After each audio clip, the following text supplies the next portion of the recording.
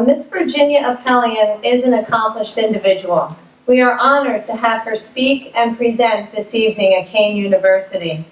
Miss Appelian is a psychologist, lecturer, assertiveness trainer, and author. She has received many local, state, national, and international accolades. In addition, her work has been recognized in various professional publications. One of her publications, Musa Dagh Girl, daughter of Armenian Genocide survivors, is written about in your program and available in the side room of the theater at the conclusion of the program for purchase and for book signing. I have had the pleasure of speaking with Miss Appelian multiple times, and tonight I have the distinct honor of providing her introduction. To list her accomplishments individually would be very, very time-consuming. So I have selected a few to provide you with the positive, compassionate, caring, and loving spirit of Miss Appelian. Even though her public service began prior to 1980, she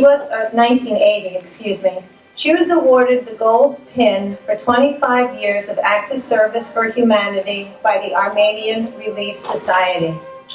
In 1982 and in 1987, she was recognized at Kean University by the Professional Women's Organization. In 1984, she was honored by the New Jersey General Assembly for her professional accomplishments, civic leadership, and service to community. In 1990, she organized Christian mission work for the Armenian Missionary Association of America. Here she worked to organize funds for Armenian earthquake victims. She was selected by the International Biographical Center of Cambridge, England, as the International Woman of the Year for 1992 to 1993, shortly to be followed by another honor of Woman of the Year by the Armenian Biographical Institute. In 1996, she attended the International Conference on Arts and Communications in San Francisco and received a Certificate of Honor. Her lecture, given at the conference, strongly resonated with me, and I think with the Kean University community, so please allow me to quote, we must eradicate prejudice to make a better society for all, especially for our new generations. Each one of us can make a difference in order to propagate harmony and goodwill toward all human beings. We must have the vision to see beyond the obvious in order to make a difference towards the betterment of our society, not just by standing by while wrong is done, but to keep a constant vigil against discrimination. We must teach that to our children at a very early age. I selected this quotation because here at Kean University, we encourage much the same. Please join me in welcoming Miss Virginia Appelian.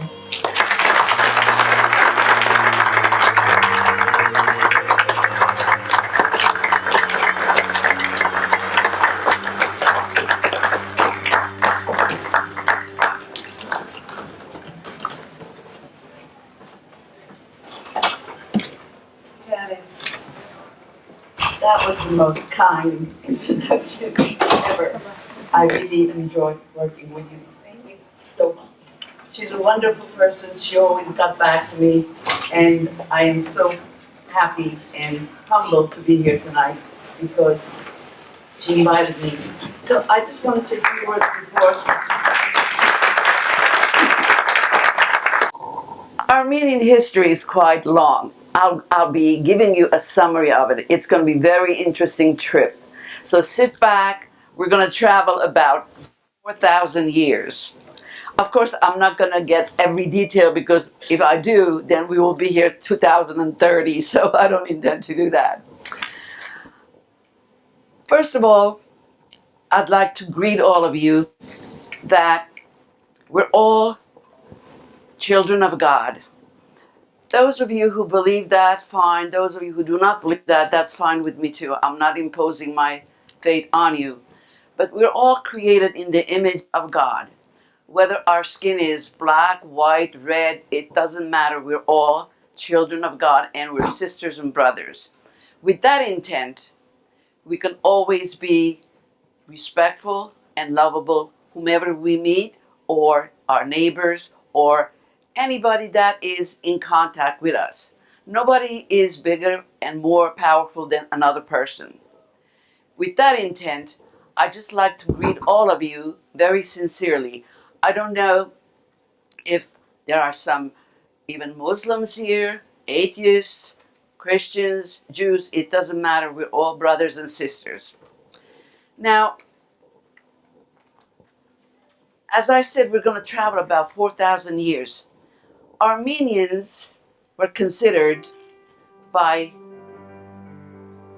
David Marshall Lang, who is a historian, and he wrote many books, historical books, but he wrote a book that he said Armenia was the cradle of civilization. What does that mean?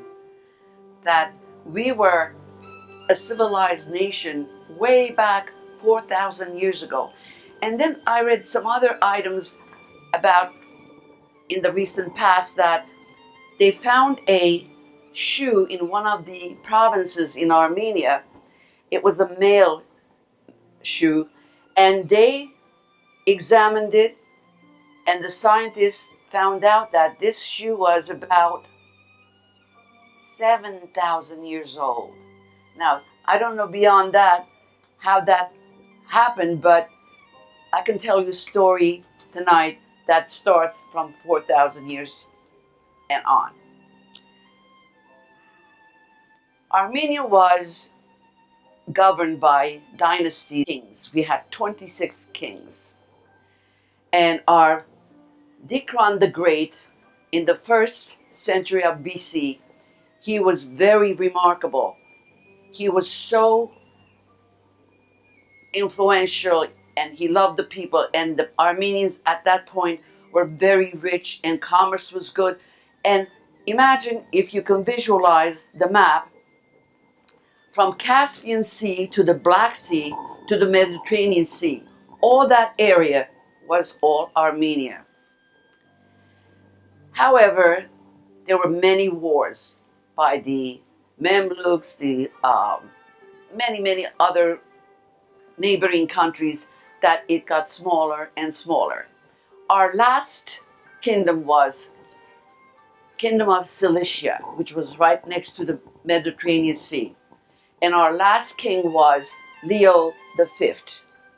And again, the Egyptian Seljuks attacked, and he was in exile in Paris, and he passed away. So that is the last of the Armenian kingdom, the 14th century. And from the 15th century up to 20th century, we became subjugated to the Turkish Ottoman Empire. Before I get to go to the intricacies of the genocide, let's see some more information before that. How did Armenians become what they were? As you know, after Christ died and got risen, his disciples went to different countries. And the two disciples that came to Armenia were Thaddeus and Bartholomew. And they tried to evangelize Armenia, and there were many pockets of Christians there. But the king Dertad at the time was not an Armenian, was not a Christian, I should say, and he forbade anybody to talk about that. And Saint Gregory came around 3rd century, and he started preaching, and the king did not like that. He put him in a very deep, deep ditch. That was like a prison thing. We call that in Armenian Khor Virab. So he stayed there 13 years, and 2 women used to come give him a little water and food to make him, alive. And finally, King Dertad got ill, and he had a vision, and he became a Christian. And he released Saint Gregory from the Khor Virab, from the deep ditch that he was at. By the way, my husband and I visited Armenia in 1986, and now on top of that hill there's a church and a monastery, and the Khor Virab is right there. And I tried to go down. I went halfway down. It was so dangerous. I said, I'm coming back, because the stairs were made of wood, and then it started squeaking and cracking, and I came back. But many people from all over the world come there, because that was the first Christian nation. And King Dertad made Armenia officially 301 AD the Christian nation in the world. And thus, Saint Echmiadzin was built in Yerevan. That's a beautiful, beautiful church. And many people from all over the world come and see Saint Echmiadzin. That was 301 AD. Now, even they became Christian, they didn't have their alphabet, they didn't have their own Bibles. They had spoken Indo-European languages, mixed some with Greek and others. And Saint Mesrob was a very leading, very astute priest. He took his disciples, he said, I will go and find out how we can get a whole lecture for the letters in whatever way our speech is. Now, Armenian is a very beautiful language. As a matter of fact, it's said that if anybody has to speak an international language, it should be Armenian. And I'm not just saying that because I'm Armenian, but grammar is so steady. The sound system, you don't combine letters with any other letters to make a sound. For instance, in English, you say sh, sh. And if you want to say I'm chatty, so ch. But in Armenian, you have a letter for every sound, plus a hard one and a soft one. So if you can learn Armenian with your ears, it's very, very easy to speak it, because the grammar and everything is very, very consistent. It doesn't change. Let me give you a small example. For instance, if you want to say the Tsar of Russia, Tsar, that's a sound which is softer. And then if I say the Tsar, that means a tree. You see, your ears have to be so accustomed to that. Now, if somebody's learning English for the first time, and you try to learn the grammar, let's say book, you add an S to it, it becomes plural, it becomes books. Make the plural of foot, it's not foots, it's feet. And then you have B-O-U-G-H, that's a bough, a branch. And then T-O-U-G-H, what does that become? Tau? No. What does it become? Tough. So you have to have a memory for the English language to learn it. And if you like to see the Armenian alphabet, I wrote it out in both print way and the script way. It's going to be in the exhibit room after my talk tonight. So you're welcome to come and peruse and see a lot of historical events. So after many years looking how they can make this perfect, Saint Mesro Mashtots is where he came from, they created the Armenian alphabet, 36 letters. And later on, during the kingdom of our last kingdom, they had added 2 more letters. So As a whole, it's 38 letters. Okay, so we know about the Armenian alphabet, we know about the Christianity. Now, in 451 AD, Persia, today's Iran, which has been in the newspapers, in the news lately, they wanted the Armenians to become Zoroastrianists. They were worshipping Zoroastrianism and they forced Armenians to do the same. And of course, Vartan Mamigonian, who was our leader, he was such a devout Christian. He got his army of 66,000 on the battlefield of Avavrair and came to meet the Persian army, which was 300,000 plus 10,000 horsemen plus elephants. Now you say elephants, those were the tanks of today. They ran right into the people, damaging. And that was 451 in the summer. The Armenians started with prayer and having communion, and the priest prayed with them. And Saint Vartan said, "You can take anything from us. You can scare us with fire, sword, anything. We will not give our religion at all." The reason I'm emphasizing this part, that is the reason that later on the same thing happened when the Armenians became subjugated to the Turkish Ottoman Empire. They never wanted to give their religion away. They were Christians. And of course, that was a sore point with the Turkish government. There were also Jewish immigrants there, and minorities, and Greeks. And those were not as big as ours because we had lived in that whole area. So that whole area was Armenian minorities. After they got their alphabet, our Bibles were translated, and it is so easy for people to read the whole stories rather than from mouth to mouth. It never stays the same. So that was perfected. Now, they again had many wars, Armenia. They lost more ground. And that part is quite lengthy. You have to really study it in detail. But I'm not going to dwell on that too much, except that it came the time when 1894 and 1896. By the way, the Turkish Ottoman Empire was governed by sultans.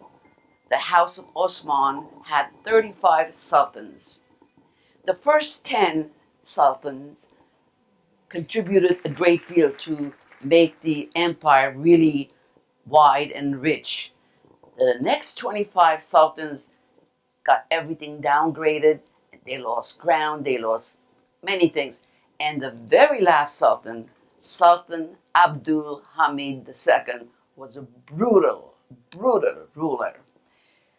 Europeans called him the Red Sultan because he had so much Armenian blood in his hands. Now, if I describe some of them, it's going to be very gory, but I'll just touch upon a few because he was that. He would take his imams, go across towns, and collect all the little boys, tie their hands and feet, turn them on their tummy on the ground, while one imam is reading the Quran, the other one was going around cutting the heads of those little boys. When the parents could not take that, they would be sobbing, screaming. They ran into the nearest church, locked the church. Guess what? They went and poured kerosene all around the church and burned them all alive. He did such brutal things. And then he released all his prisoners free. And these were all criminals. They went ransacking Armenian businesses, homes, raping the young women, and such horrendous things. It was unbelievable. And finally, the European countries said, if you continue this, we're going to send all our journalists and you're going to be, you're going to be seen everywhere. So everybody's going to hate you and you're going to get out. And at that time, the young Winston Churchill, he did not know what to call this crime. He said, this is so horrific, there's no name for this. Anyway, he killed about 300 to 400,000 Armenians. Then there was something brewing in his own empire. First of all, he was very phobic person. He built extra walls around the palace because he was always afraid somebody's going to kill him. He even called his own ministers, his own Turkish ministers, parasites. He didn't trust anyone. So he wanted to make a name for himself to kill all the Armenians once and for all. However, there was something brewing in his government. There were young Turks that they didn't want him to be that ferocious, to get a bad name for them. They wanted to build a new government. They called it CUP, C-U-P, Committee of Union and Progress. In 1908, they came out. They wanted to cast out Sultan Hamid, which happened. He was let go. And this group came on the surface, and the Armenians were so happy. They thought, this is great. They're going to westernize the whole empire. We may have a chance now.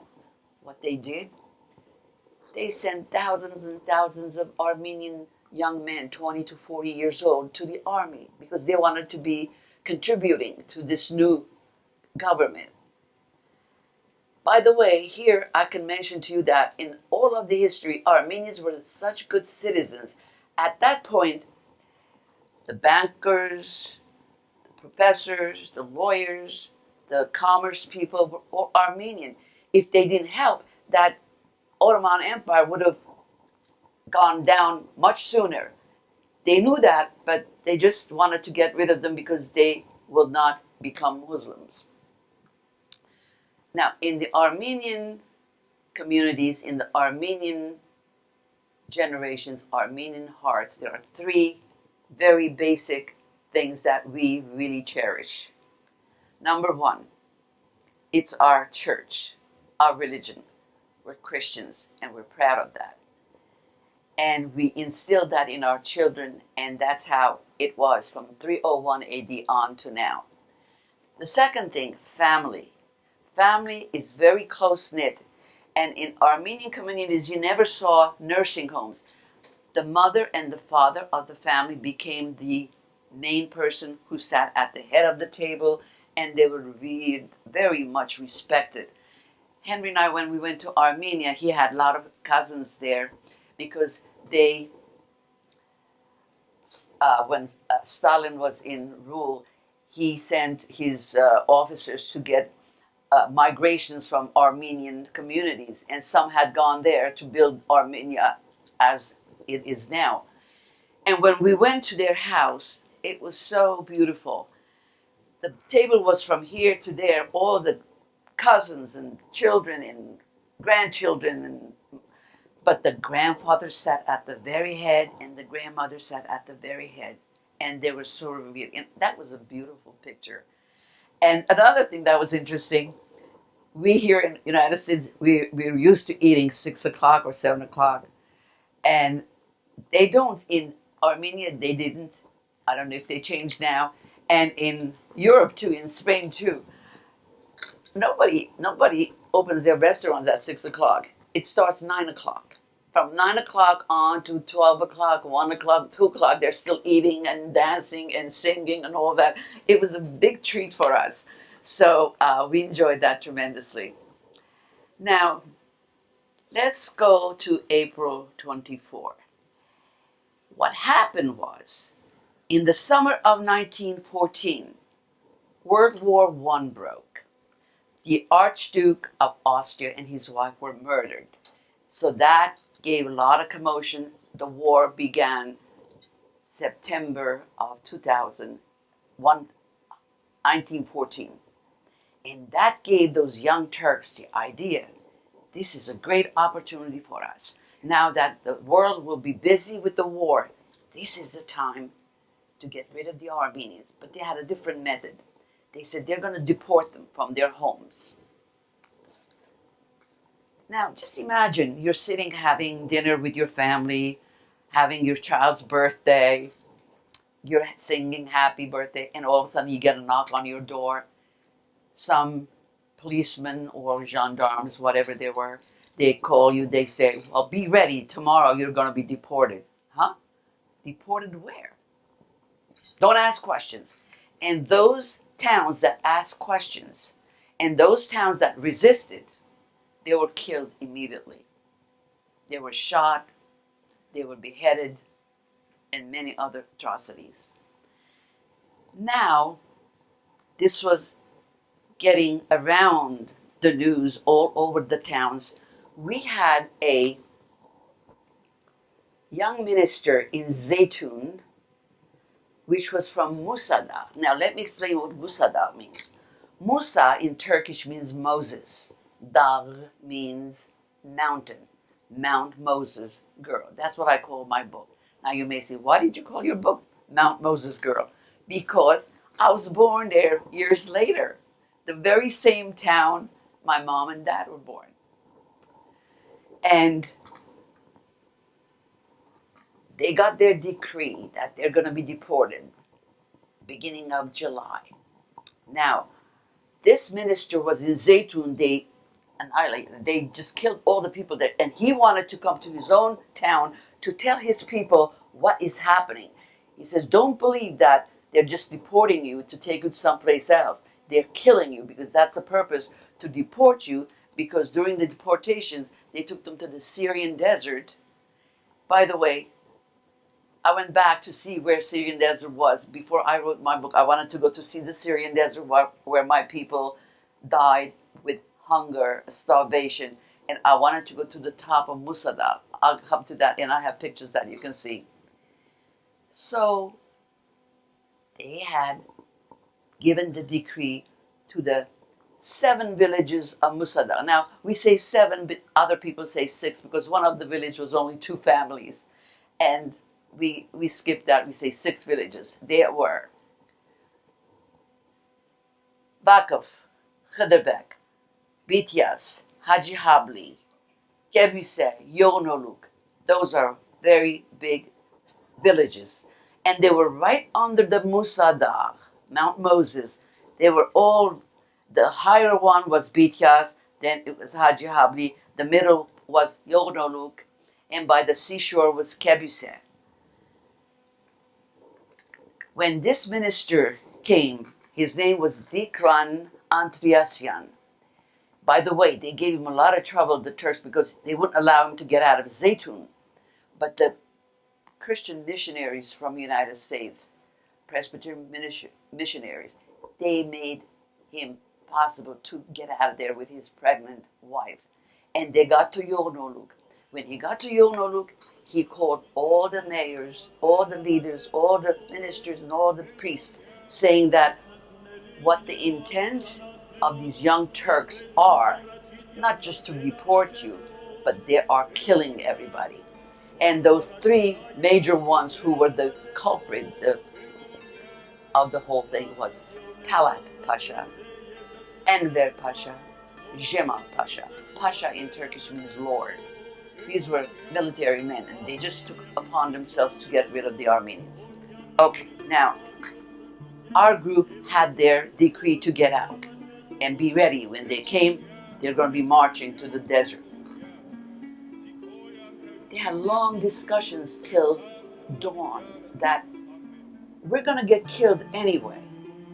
Why should we stay here, wait for them to do that? And they're going to abuse our women and kill us in a very horrific way. Why don't we die honorably? We go on top of Musa Dagh and fight. Now, of course, we didn't have a big army as they did, but we had about 200, 250 young men who were very good sharpshooters, including my mother's 2 brothers. They were very, very good marksmen, and they fought in that Musa Dagh battle. And the younger son of Father Abraham, by the way, we name a lot of biblical names. We have a lot of Moses and a lot of Abrahams and Solomon and all that. We use those names. And Father Abraham gathered all the major leaders with Minister Reverend Andrea. They decided that the best thing to do is to get to the top of the mountain, fight the Turks. If they kill us, we'll die honorably. If not, maybe there will be a warship passing by the seashore and they save us. Now, they weren't sure of that, but they prayed and they said, we'll do that. The majority of them decided they're going to do that. In Haji Habli, the minister there said, oh, we may be punished more severely if disobey the Turkish government, therefore, let's not go. So there were some families who stayed. By the way, nobody heard of them anymore. They were gone, they were killed. But before they were killed, about 100 gendarmes come the day that they're going to take them on their deportation trips. Almost all the houses were empty. They said, where are they? Where are they? They went and forced the people who had remained there. They said, they're all on top of the mountain. And the way they did that, when it turned dark, they took their pots and pans, their mattresses, their pillows, whatever they can take, their grain, their lentils, their whatever, so that they didn't know how long they're going to be there, and their cattle. They were all organized there according to the villages.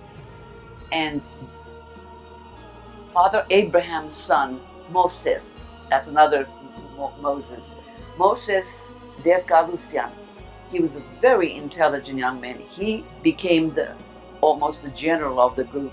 He didn't have any military experience, but he knew exactly what group should be where and which the trees should protect them. And then the roads, he gave orders to the men who were not in fighting condition to cut branches to cover all the roads so that Turkish soldiers cannot come up easily. And even the little boys, anywhere 7 to 10 years old, they were the messengers. They didn't have like today's iPhones, smartphones, whatever to communicate. So if a group was at this point, they would write down, the Turks are coming, they're about this area. They would bring that note to the other group. And this way they carried their information. And the elderly women were the cooks. They cooked. And the young ladies, my mom was an engaged young lady, and my grandparents on my father's side, they were so afraid they're going to kill their only son. They sent him to America. So my father came to America, and my mother was very, very sad. And she thought maybe she'll never see him again, because they never knew how quickly the Turkish soldiers going to come and kill them. In August, the fighting became fierce.